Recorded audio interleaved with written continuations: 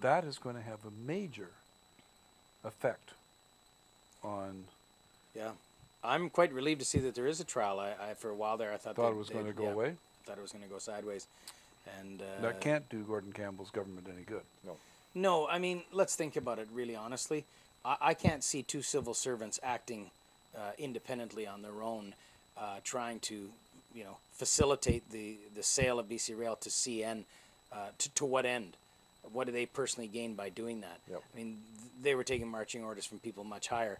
And, these same guys, Bassey and Burke, if you recall, were also outed as people that were calling into talk radio shows, pretending to be objective people. And so something was going on in their offices, and people were putting them up to this. Yep. And the proof of that to me is that when they were accused of this and arrested, the government paid them a year's salary, kept them on the salary for the time. Well, why would you do that? You've just got two, arrested, accused criminals, and you're saying we're going to pay them? Well, that tells you a lot right there. I don't know. It just doesn't smell right. It doesn't pass the smell test. And then we see these 2,000 emails that were ordered destroyed by somebody in the government. We don't know who, and neither will the media ask or tell us. And this was email evidence that was supposed to be subpoenaed for the trial, and it's gone, totally gone. And then they turn around and say, oh, don't worry, we found some ones that appeared to be lost. There's 500 here. Oh, which one? Oh, they're from 2004 on, 2 years after the sale was made. Yep. I think I said this on your show the last time, imagine what those were filled with, Oh, Gordon, we're not going to Hawaii anymore, messages from his wife. What's in there that anybody cares about? Oh, you're being nasty now, Chris. Richard, you don't know. I've actually sent this man 2 o'clock in the morning messages saying, what's wrong with you? Why do you want to be a politician? Yeah.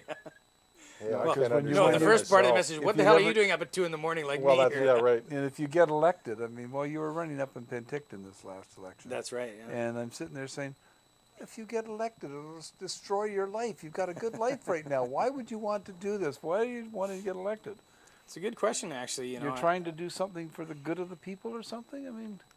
Yeah, well, what is it? Reform politicians are never, ever as effective as they hope to be. But, who knows? Well, and I'm talking about reform with a small r, as in I want to reform the system. I agree with you. I mean, even President Reagan, who was the biggest reform president they ever elected, admitted at the end of it that he felt that he hadn't been able to do everything he wanted to do, really, and bring the change that he did. But I don't look at things, I guess maybe the same. The results are not up to me, right? Especially in politics, because it really is more about the people you represent than you. So the question is, but what is up to me is my actions, what I do. So I can live with myself if I act on what I know to be right. If I get the results or not, that's not up to me. So that's why I run for these parties, because I go, if I go in there, I'm just going to get eaten up. Nothing's going to happen from there, as you said. I mean, make it minus 20 going in there to do anything. So you've got some chance from the outside. Every now and again, there's a critical mass builds up politically. People go, we've had enough. And then they bring a guy like me or somebody else in, and you can get something done.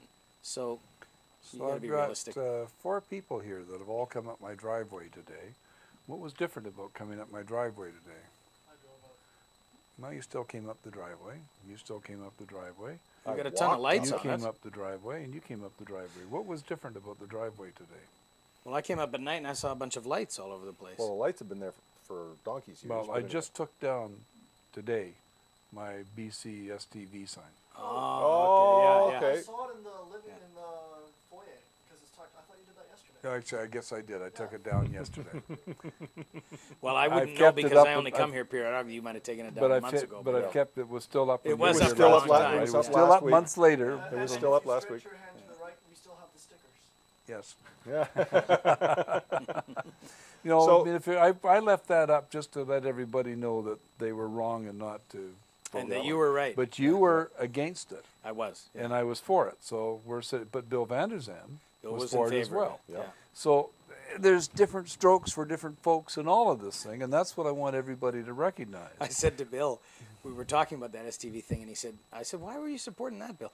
He said, he basically, paraphrasing him, we had to do something, right? Yeah. Because what was there, the status quo wasn't acceptable. And I said, Bill, isn't that a bit like your neighbor's house goes on fire and all you've got is a can of gas, so you throw it on there because you got to do something? You know? I said, this thing's a disaster. You know? It is not a disaster. We had a good chuckle about it. But I mean, all these things are things that have to be, and that's why we have referendums. That's why we have votes, and that's what we decide. Listen, I think we need system reform. I mean, the first past the post doesn't work. STV, I actually took an open mind to it, and I went and saw one of their presentations, and I came away more convinced than ever that it was wrong, and this was their best kick at it. So I went, if that's what it's about, it was worse than I thought, but, you know, we can debate that. See, I just trying to put it there that we're sitting here on the same side of the fence, and you and Bill Van de Zam are right there behind the Stop HST, and had a different opinion about the BCSTV. And when I took it down yesterday, I forgot that you were coming today, or I would have left it up. Well, what I love about David is he's a lot like me that way. He's like, you know, he's a contrarian, right? Oh, He'll go and do what he thinks, and you know, in your face. Well, I do what I think is right. Is right, and Yeah. where I think where I get my opinions is from the hundreds of clients and people that I talk to every day. Yeah. And I do. When I you're talk to a well lot read of too, people. you read stuff and you're looking at different things. Not as much as I used to. If I read a paper, I've stopped my newspaper delivery. Yeah. You know why I stopped my province newspaper delivery? No, why? Province newspaper delivery people, I want you to know that I stopped it because you phoned me so bloody many times to renew it that I decided I didn't, and every time you phoned, you woke me up, and I decided I didn't ever want to have to be in the position where I was going to get a phone call from Pacific Press again about renewing a newspaper subscription. Right. Yeah, no, they were pretty bad about it. They're pretty aggressive. Oh, I got like 11 phone calls. It was just nuts every time I answered the phone. It was. Well, there may not be a province or a son in another 2 weeks. I don't know if you heard, but David Asper and his sister resigned this morning. Well, but Leonard's still in charge. Yeah. But that's, you know, I've got another story. Should I tell my? No, I won't bother with that. It's not. You necessary. can tell anything your little heart desires. Well. But while you're deciding, I've got another question. Okay, you ask him a question. I'm going to ask him one. So you're dealing with the internet quite a bit on this referendum, or on this recall kind of legislation recall. What do you have any good ideas on direct democracy using that kind of thing? I mean, right now we've got Facebook groups, we've got people who are self-interested, starting something that sometimes it grows and sometimes it doesn't. It's about as close to a direct democracy as you can get without actually having legislation, because at some point the numbers actually get the attention of the politicians. There's no question, Richard. I think that the system, the political system we have now, is a total anachronism from 300 years ago, the British parliamentary system. There are good things about it, but there are many things that are simply outdated.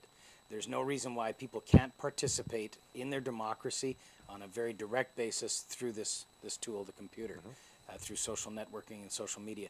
That's why I say the HST referendum, or the petition, is a great example of. It was written in 1991, so we're talking 17 years ago. People had the internet, but not many people used it. Oh, it wasn't, it was basically 91. Most people didn't know that the internet existed. It wasn't until late 90 or early mid 93. Okay, there you go. So you, and I know you know the history of that. So well, he was the first I lived the history. He was the first person to provide internet services in Canada. Right. Yeah. So the point being that it was written in a time when they didn't even contemplate this. Yeah. Now the benefit of that is that now I think we have the infrastructure to be able to make one work, but the system itself, we should be able to vote online.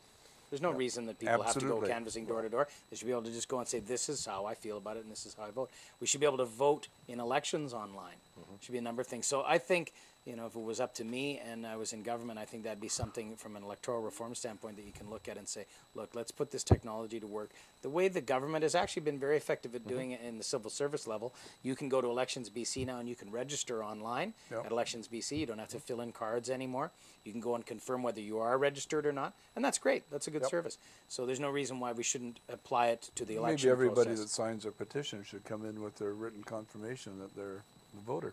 Yeah, exactly. Could do that. There you go. Yeah. Well, to be honest, I think, some of the systems that they have now where they stroke out, with a pen, your name off of a voter's list, is that any better than somebody entering their PIN into a secure site where you're going to vote?